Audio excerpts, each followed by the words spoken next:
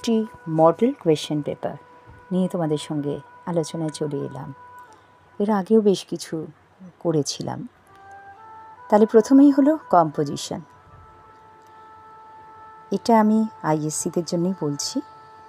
যে কোনো একটা বিষয়, যেমন তোমাদের অনেকগুলোই বিষয় থাকছে, তার মধ্যে থেকে একটি নির্বাচন করে করতে হবে। 15 মার্কস, 15 নম্বর রয়েছে। যেমন তুমি তোমার প্রিয় শখকেই কি ভবিষ্যতে তোমার পেশা বা প্রফেশন হিসেবে নির্বাচন করে নিতে চাও? এই বিষয়ে তোমার ভাবনা। পরেরটি তোমার চোখে তোমার প্রজন্ম বা জেনারেশন। তারপরেরটা পরাধীনতা। তারপরের আলোচনার বিষয় বর্তমান সমাজে মানুষের সরলতা, সততা, নিয়মানুবর্তিতা এগুলো কি বোকামি বলে মনে হয়? এই মন্তব্যটির পক্ষে বা বিপক্ষে তোমার মতামত দাও। সোশ্যাল মিডিয়া আমাদের ক্রমশ পরিবার থেকে বিচ্ছিন্ন করে দিচ্ছে। এই প্রসঙ্গে তোমার মতামত। আরেকটি যেটা থাকে যে নিম্নলিখিত যে কোনো একটি বিষয়ের উপর মৌলিক গল্প দুটো বিষয় বলছি।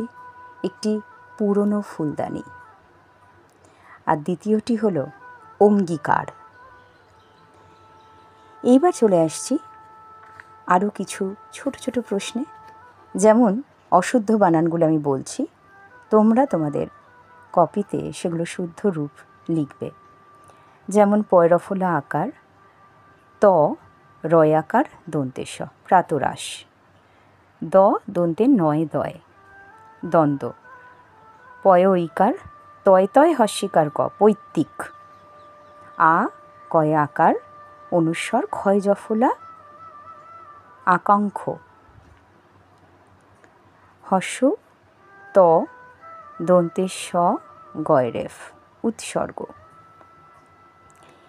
এবার কিছু বাগধারা তোমাদের কিন্তু শূন্যস্থানে পূরণ করতে হবে। সেগুলো কি কি পরে বলবো, আগে বাক্যগুলো বলছি। প্রথম বাক্য, এভাবে ড্যাশ হয়ে ঘরে বসে থাকতে ভালো লাগে সবার। পরেরটা, রাজা ড্যাশ সব কাজ সে সুন্দরভাবে করে তুলবেই। সারা জীবন ড্যাশের মতো খেটেই মরলাম, সুখের আস্বাদও পেলাম না।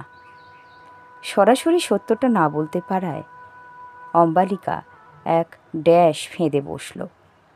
অনেক টালবাহানার পর মামলাটার একটা ড্যাশ হলো। এবার তোমাদের কিছু বলে দিচ্ছি সুবিধার জন্য। কলুর বলদ, ঢাকের মায়া, ঠুঁটো জগন্নাথ, রফা নিষ্পত্তি, আষাঢ়ে গল্প, একাই 100, অষ্টরম্ভা। এবার একটুখানি কবিতা সংকলন থেকে বলি, তোমরা অনুশীলন করো। এক আকালের মেয়ে তোমার আর এক আকালের মুখে দাঁড়িয়ে তোমাকেই সে খুঁজছে। এটা পুরো 10 নম্বরের জন্য। এক আকালের মেয়ে বলতে এখানে কার কথা বলা হয়েছে? তাকে আকালের মেয়ে বলার কারণ কি? কোন আকালের মুখে দাঁড়িয়ে কাকেই বা সে আজ খুঁজছে? কবিতায় এমন যে অনুসন্ধানের কথা আছে, তোমার কি মনে হয় সেই অনুসন্ধানের প্রয়োজনীয়তা রয়েছে? আলোচনা করো। আরেকটি বলছি, শত শত সাম্রাজ্যের ভগ্নশেষ পরে ওরা কাজ করে। এটাও 10 নম্বরের জন্য, কিন্তু 1, 2 to 5। ওরা বলতে কবি কাদের বুঝিয়েছেন? মূল গ্রন্থের নাম কি? কোন কোন সাম্রাজ্যের ভগ্নশেষে পরিণত হওয়ার কথা এই কবিতায় উল্লিখিত হয়েছে? কিভাবে সেগুলোর সমাপ্তির পথে এগিয়ে গেছে? মাটির পৃথিবীতে ওরা যেমনভাবে অবিচলিতভাবে কাজে নিযুক্ত থাকে, সমাজের অগ্রগতিকে অব্যাহত রাখতে চায়, তুমি কি মনে করো সেভাবেই সমাজের অগ্রগতি হতে পারে? তোমার ভাবনা। এইবার যেটি করছি সেটা প্রবন্ধ ও গদ্য সংকলন থেকে একটি। তাই ওটুকু অপরাধে শৈলর অদৃষ্টে গুরুদণ্ড হইয়া গেল, সেই রাত্রেই তাহার নির্বাসনের ব্যবস্থা হইল। 10 নম্বরের জন্য। আলোচ্য অংশটি কার লেখা, কোন গল্প থেকে নেওয়া? শৈলর পরিচয় দাও। সে কি সত্যি অপরাধ করেছিল বলে তোমার মনে হয়?